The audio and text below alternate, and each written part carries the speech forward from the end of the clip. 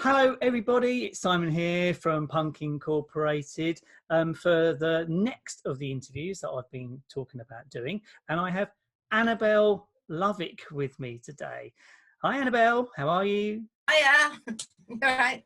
So Annabel and I have known each other for some time. We worked at Sainsbury's for many years in the same department. Actually, she was one of my buyers when I was working there. We've known each other as friends for a number of years, and in recent times, Annabel's been through,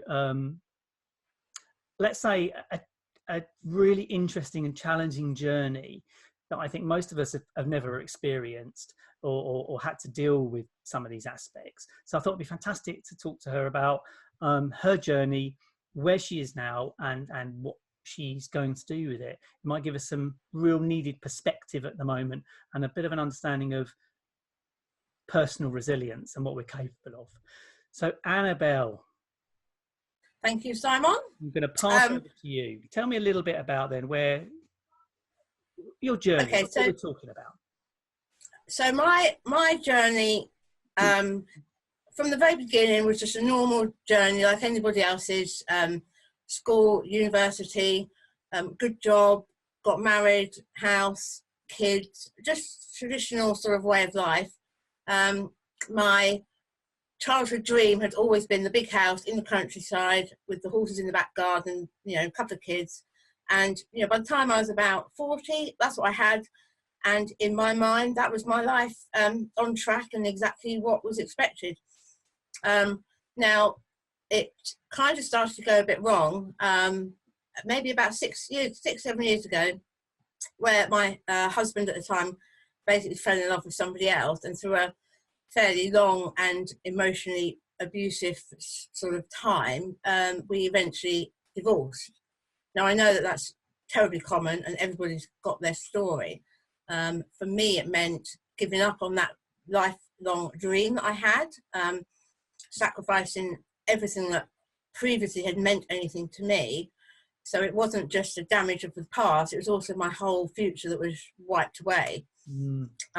So it meant that I had to relocate, move away, start again, obviously with children, and re-establish myself in a new career, in a new area.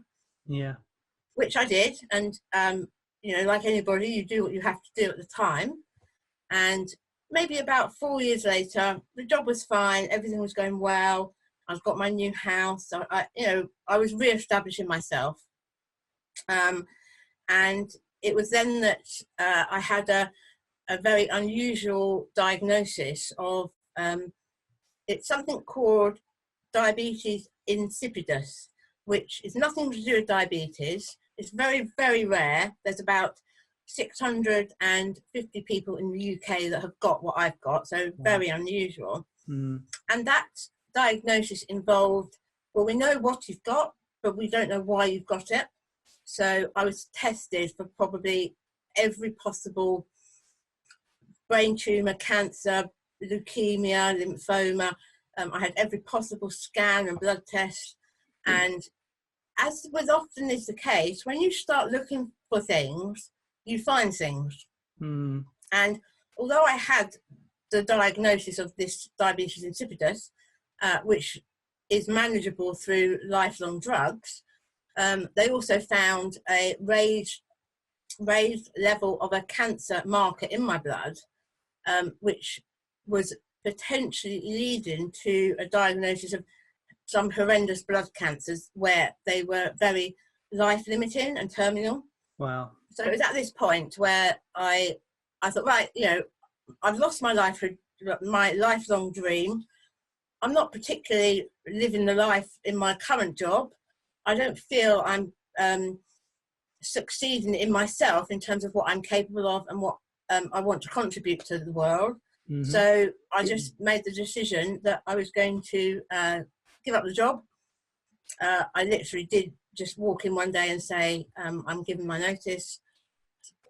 6 weeks later, I left. I had nothing to go to. I had no idea what I wanted to do. I just knew that I didn't want to carry on doing what I was doing because I might be dead in a year's time. Wow. Yeah. On the positive, they didn't find any of the things that they thought they were going to find, and they ended up in December discharging me and saying, we can't find anything, we think it's just an anomaly, just carry on as you are with the current medication and you'll be fine. Mm-hmm. And at this point I had decided what I wanted to do, which was something with a lot more value. As Simon said, I worked with him in Sainsbury's, so my whole life was driven by how many packets of Weetabix are on the shelf and what price are they and who's buying them. Yeah. And I just thought, my God, that is so worthless as a human, as an individual. So I decided to do something that was something for other people, something to help others and to make me feel better about myself.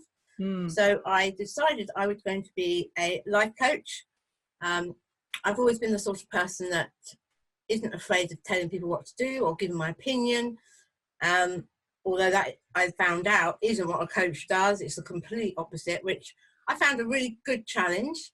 And I've been training on a specific diploma to get accredited as a proper life coach and a NLP practitioner.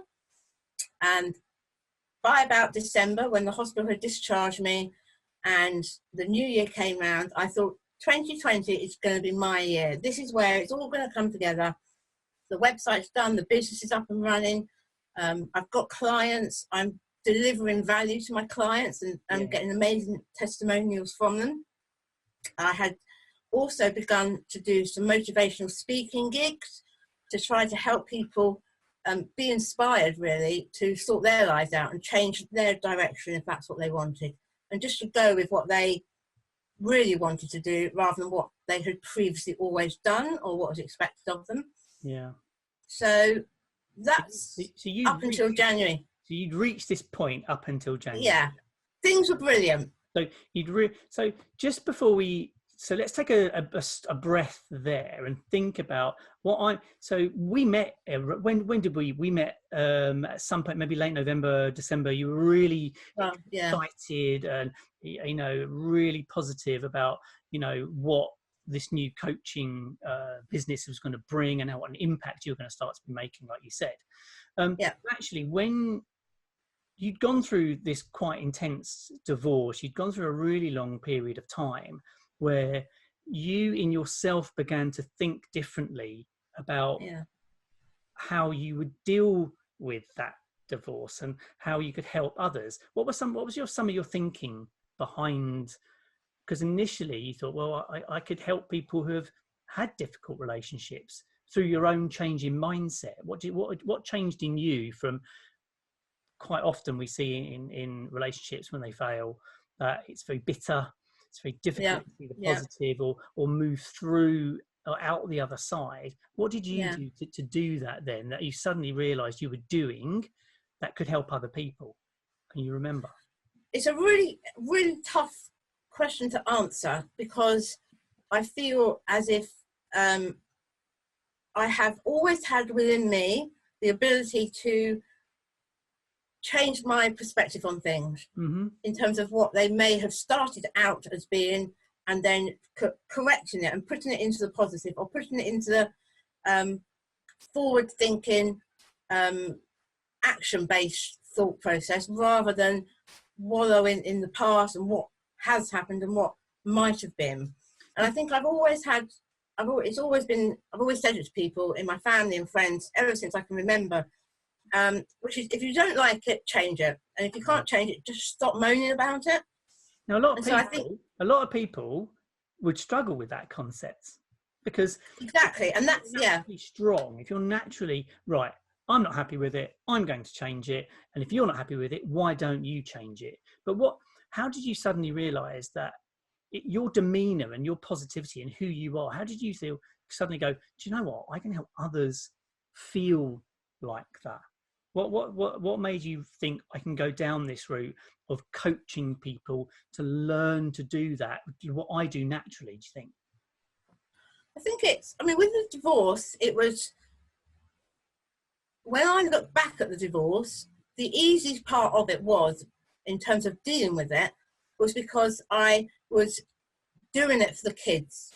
Uh-huh. You know, I was, every action and every behaviour and every conversation was predominantly driven by, what does this mean for the children? And you mentioned before in terms of the bitterness and the horrible sort of aspect of divorce and breakups. And that's one of the things through my coaching that I was trying to focus on, which is don't drag the kids through it. And if you always have at front of your mind the impact on the children, you won't have that you will have less negativity and less bitterness, because you're not doing it for you. We, in life generally, we tend to look after other people better than we look after ourselves. We love other people more than we love ourselves. So I think in turning my whole outlook of the divorce onto the children and not about me, it actually makes it easier to deal with that and cope with that. Interesting. Yeah. Okay.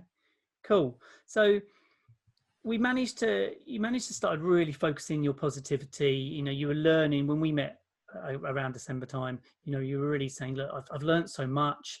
You know, I really want to get in speaking and sharing this. I think you used the word sharing quite a lot. I want to share this with people. I want to support them. I want to help them. You know, I've gone through this. No one else needs to go through it in such horror. Or if they do, there's a way through it.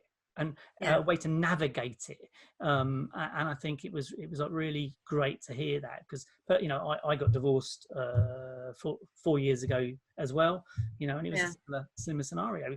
You don't often know how to navigate this thing, and sometimes it's a bit of time, sometimes it's having other people around to support you.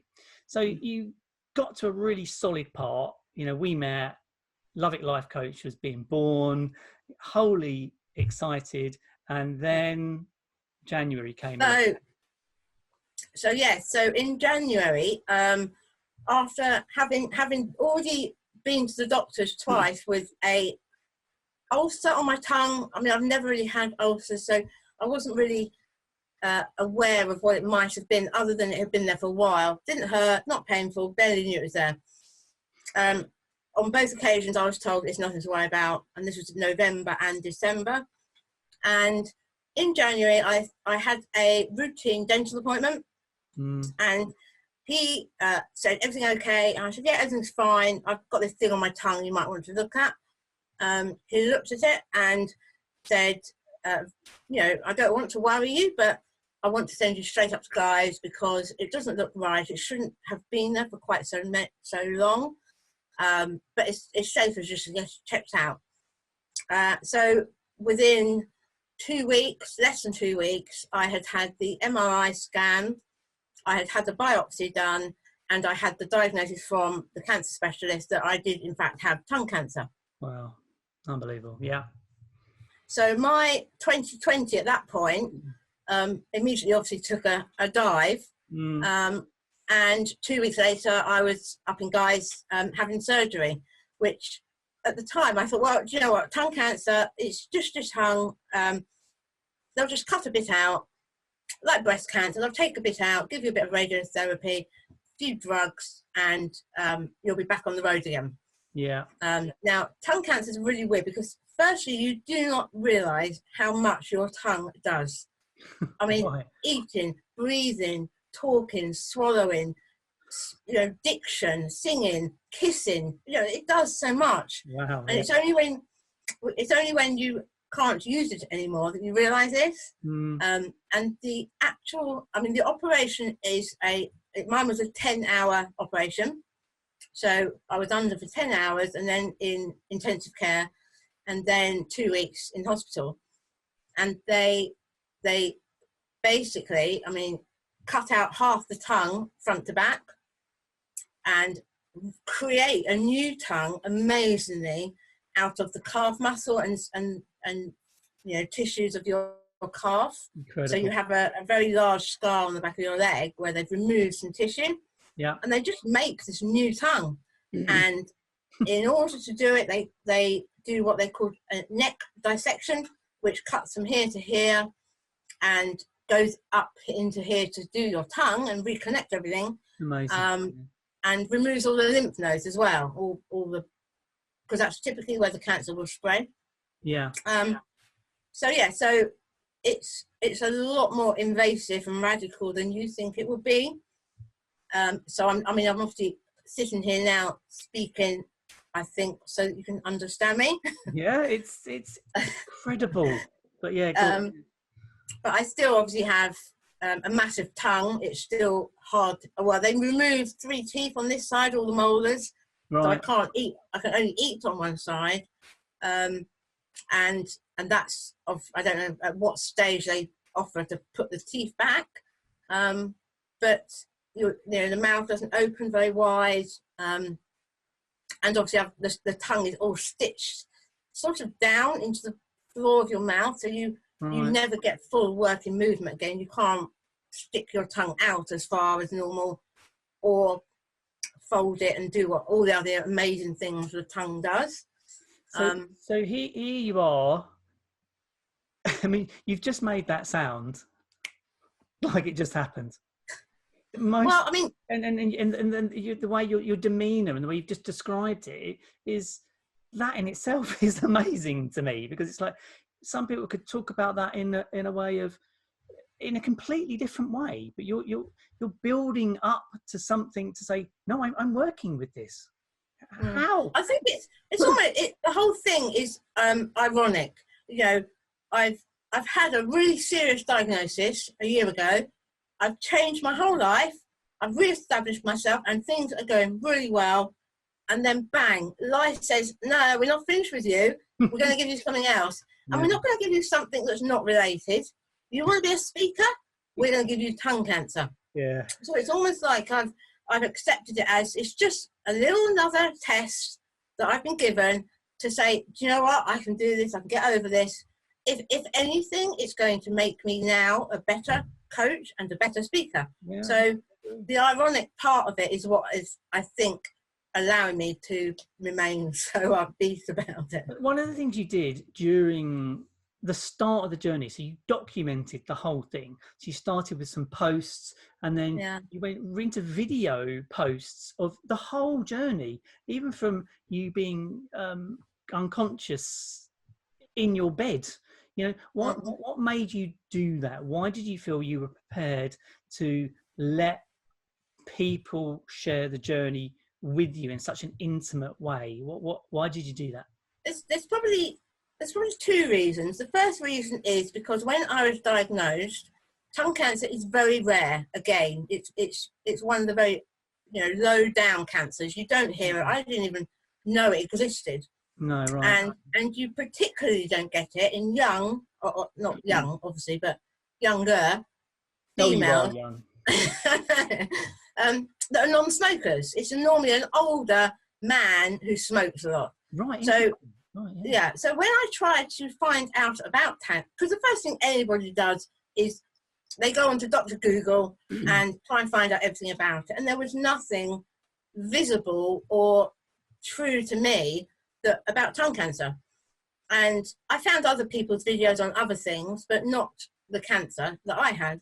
So that frustrated me and made me think, right, well, firstly, I want to put this out there, because everybody does everything on video these days. Video is the new media. Yeah, I suppose.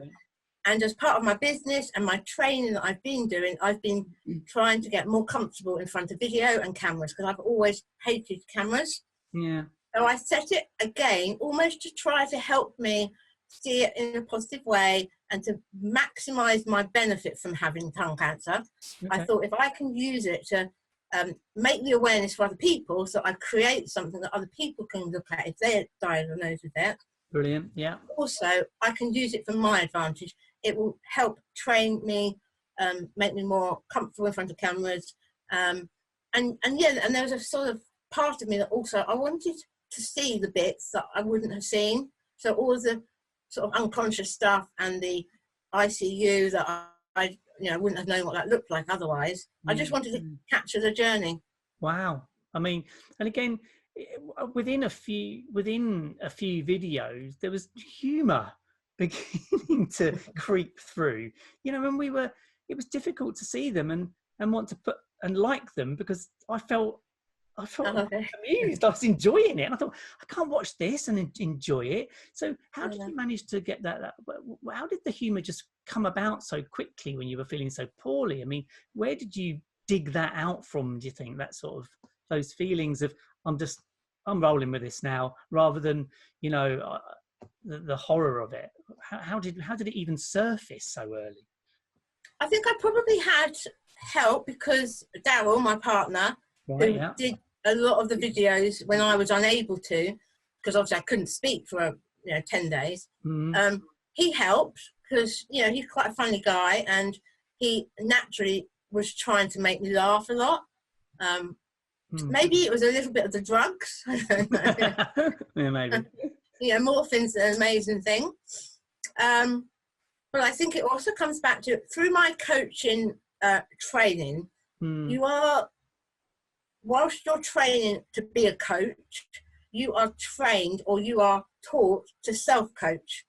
So Ah, you do okay. Very a good. lot of exercises on yourself, just real deep stuff about who you are, what you really want, what your beliefs are, what your values are, and I think the one thing from that I've always adopted is, if you cannot change what is happening to you or around you or what other people are doing, but you can change how you perceive it and how you act on it. So at all times, if you keep that front of mind, what else can you do but laugh with something like cancer, tongue cancer?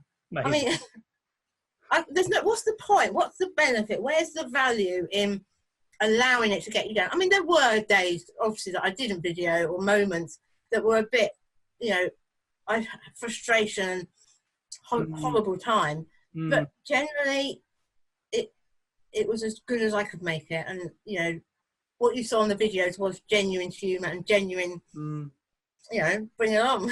No, it was. I mean, it was inspirational. I mean, that sounds like a big word, but it was. I mean, I know we're friends, Annabelle, but it was. I think so many of us were properly touched at just how Mm.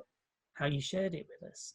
So that's got you up to sort of you finally got out of hospital, and then we've got the little C, as you like to call it, rather than the Yeah, big C, which I somewhat agree with. But yeah, then suddenly you're at home, you got recovery to do, and then along comes coronavirus as well. I mean, has yeah. that impacted you in any way, or what? Well, I feel very thankful to everybody, you, family, friends, and the world at large, because I had written off March and April, and I was in lockdown. I wasn't really going anywhere or doing anything, and I feel really privileged that the whole world has gone on lockdown with me. I mean, it couldn't have happened at a better time. Yeah. I can't go to restaurants and eat. I couldn't go and drink. I can't, I can't go to the gym. So there's so many things that I'm not doing anyway. So I thank everybody for joining me in this lockdown. Yeah, you're welcome.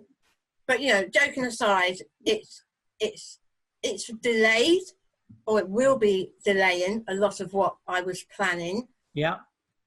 But a couple of months with tongue cancer, a couple of months on lockdown, in the scheme of things, like I said, you can't control it. So just act on it in a way that is just makes your life better for you.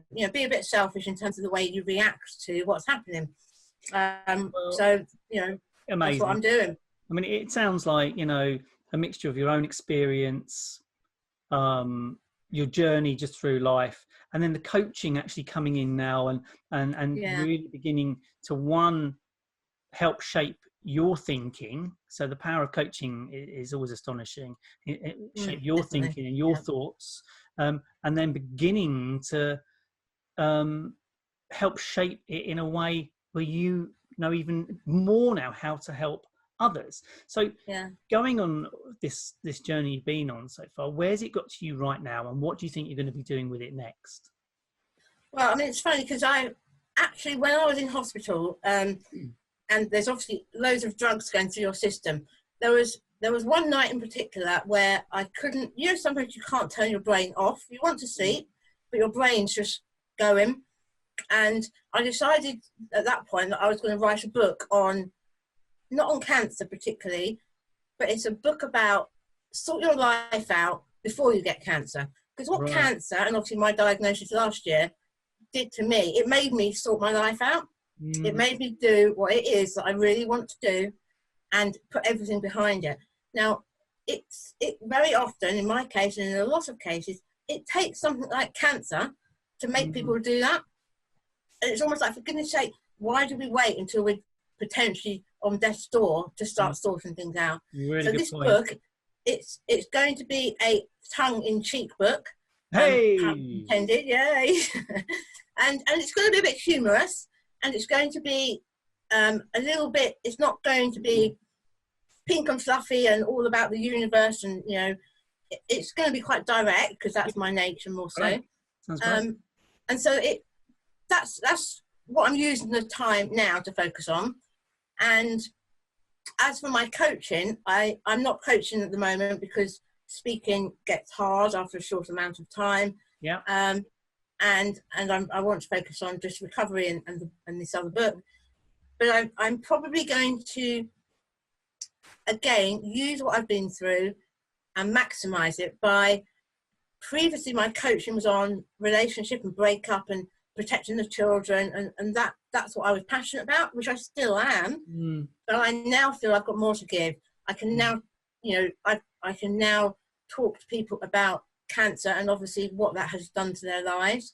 I can talk about career changes because I made a massive career change, and the divorce and the breakups.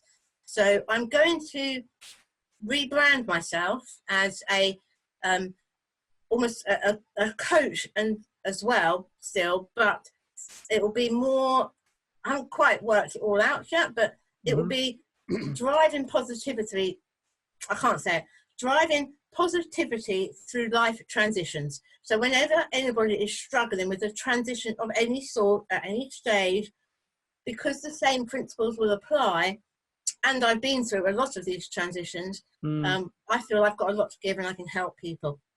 Brilliant. And I think because of my videos and because of my cancer, particularly the ironic part of it, I want to focus a lot more as well on the speaking, being motivational speaker, inspirational speaker, again, using positivity through life transitions to hopefully make me a bigger and better coach and speaker than I would have been previously.